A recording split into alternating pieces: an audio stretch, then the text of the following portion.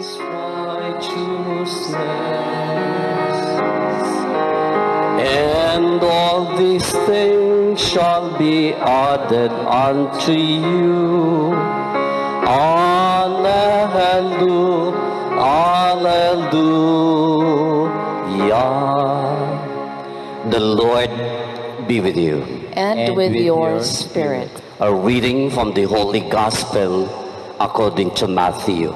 Glory to you, O Lord.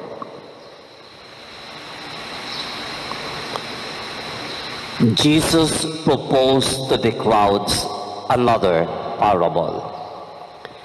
The reign of God is like a mustard seed which someone took and sowed in his field. It is the smallest seed of all, yet when full grown, it is the largest of plants. It becomes so big, a shrub, that the birds of the sky come and build their nests in its branches. He offered them still another image. The reign of God is like yeast, which a woman took and kneaded into 3 measures of flour. Eventually, the whole mass of dough began to rise. All these lessons Jesus taught the crowds in the form of parables. He spoke to them in parables only to fulfill what had been said to the prophet. I will open my mouth in parables. I will announce what has been hidden since the creation of the world. Sisters and brothers, the Gospel of the Lord. Praise to you, O Lord Jesus Christ. Time and again, since this horrible disease or sickness or pandemic has come into our lives, as early as February until today, the sad reality is, but human though as we are, we keep on complaining, we keep on airing out our dismay, our dissatisfaction, not only on government leaders, not only on private persons, not only on our own individual families, but much worse, we keep on complaining and even to the point of doubting whether there is still a God around us. And yet if we look into the message and the response taken from the book of Deuteronomy, chapter 32, verses 18 to 21 in today's liturgy, haven't we realized, my dear friends, that the God to whom we have been raising up our complaints is the same God whom we have forgotten, the God who gave us birth? Have we forgotten, my dear friends, that this is the same God who will give or get us back or take back the lives that we live that is in the form of death? And yet, the guiding principle that we should always remember by, the God who has given us birth is the same God who will take back our lives. But only God and God alone knows when.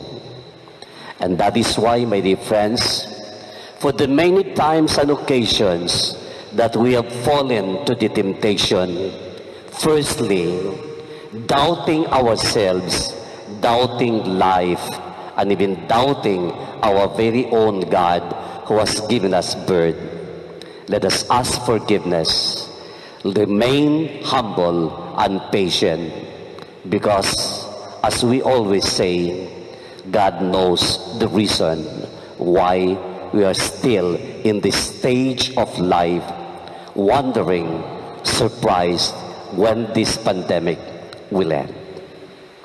And if we look into the message of today's Gospel of Matthew 13, verses 31 to 35, the Gospel message today talks about the parable of the yeast. The dough, after being mixed into the 3 measures of flour, the dough rises. But very particularly, one very important point in the message of the parable of the yeast is about our day-to-day life witnessing as Christians. One time, there was an international convention or gathering among young Christian Catholic leaders. And one project that the camp leaders in that international summer camp did was to give these participants a project, and the project was to explore ideas for the spreading of the gospel and the good news in the whole world. So the young leaders started to brainstorm what could be ideas that they could explore to spread the gospel in the world. Expectedly, they pointed out the success and the efficiency of using tri-media, the newspapers or the print, the radio and television programs, in short, social media. But then when it went to a point that they ran out of ideas, including Bible camps, when they ran out of ideas how to spread the good news in the world, a South or an African girl in South Africa who attended the international summer camp volunteered this information. And this young African girl said to all the attendees in the international summer camp, she said, "When Christians in my country, Africa, think that a pagan village is ready for Christianity or for Christianization or evangelization," the young African girl said, "We do not send books to them," that is to the pagan village. "We don't either send missionaries to them.